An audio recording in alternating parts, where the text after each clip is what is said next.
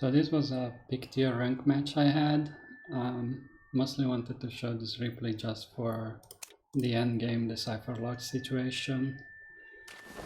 But yeah, we'll go through the whole match, I guess. So it's Anaya uncharged. She can water off both Ciphers at the start. We're just rotating her for a while. I guess she doesn't want to chase Enchantress for some reason, but she could have chased Enchantress there. I guess she's looking for Little Girl, but Little Girl rotates away to Graveyard. She doesn't find her, I guess. And then she goes on Prospector, who's just decoding willy-nilly, oblivious to the Hunter, okay. I mean, he's full kite, so he's probably the best target for us, like it's the best kiter for us. So yeah, I don't really know how this matchup goes. I assume Prospector is pretty decent in Naya, but I don't know. So she breaks the Magnet there, I think, and then blinks him.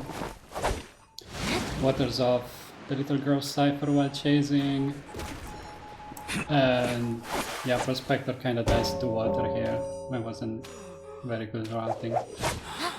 So now, okay, so now oh my god, the water on Little Girl is 99%, I didn't even realize. Yeah, so now I go to rescue. Just get off my Cipher early, try to hide nearby.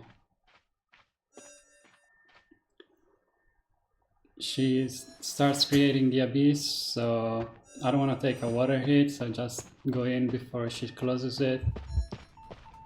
And try to rescue without taking damage. So I get off the rescue, she hits me, but at least I avoid water damage. And then I probably go back. No, I got the Graveyard. She downs the Prospector on my initial Cipher. He just takes the Tide and dies in a corner. That's fine. At this point, the Little Girl could... she's finishing up her Cipher. Maybe she's a little late. Yeah, she maybe wants to finish her Cipher. I'm not sure if she would make it in time. Maybe she would, but anyway. Rescuing against Naiad, like, we don't have a second Tide, we don't have a second rescue, like, Little Girl isn't really a rescue, and she also has wanted order, so yeah, we end up just selling here because it's way too risky to do this rescue with our characters, like in our situation. So yeah, we just end up selling, we get some Cipher progress.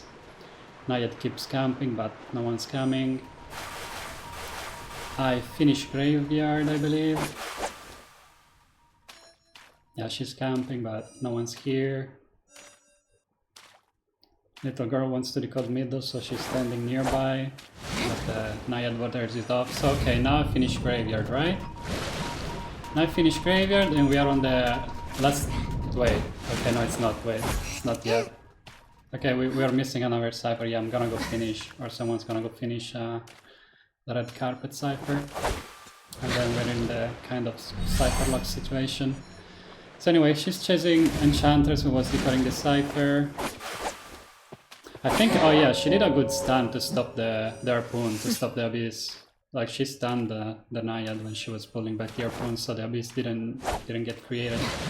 And then she just goes back to pressure Ciphers. So I pop Red Carpet, and here we're sort of in a Cipher lock situation, right? All our Ciphers are like middle and north wall or whatever, north breakable walls. They're really close to each other, the Naiad can water them off both.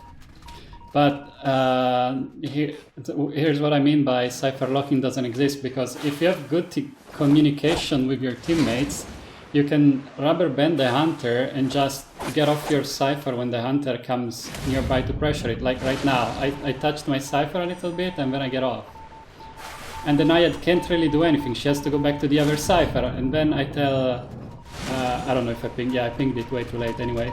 But like, if you have good communication, you can tell your teammates, the Hunter is coming back to your Cipher, get off, and you all rotate away, and you do this thing called rubber banding, where you get a little bit of Cipher progress, like 4 or 5%, when the Hunter comes back to you, you get off, you run away, and the Hunter can't fully commit to anybody, because if you rotate early enough, the hunter won't be able to kill you in time before the other cipher pops. So the hunter is stuck going back and forth between the two ciphers while you're doing little by little by little, you're decoding them, and eventually one of the ciphers will pop. So this does require good communications for the survivors, obviously. And here she manages to force out my watch. Maybe I should have just taken a hit there instead of using my item, but anyway, it still ends up working out. But yeah, that's what I mean. Like, we're cipher locked, but we still end up popping because the hunter can't really, like, if the survivors have good communication and rotate away from the cipher as soon as the hunter goes back to pressure it, she can't, like, the hunter can't stop the ciphers from progressing. Sure, it's gonna take a really long time, and maybe the hunter is able to, like, burn off a few resources, like she burned my watch, maybe she burns an enchanted stone or something, a little girl page, but eventually we're gonna get the ciphers done, and the hunter can't really stop it.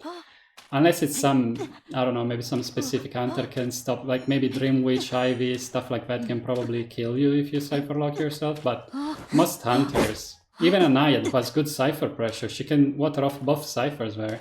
She could have watered off both of the ciphers we were working on, but we still managed to pop one of them.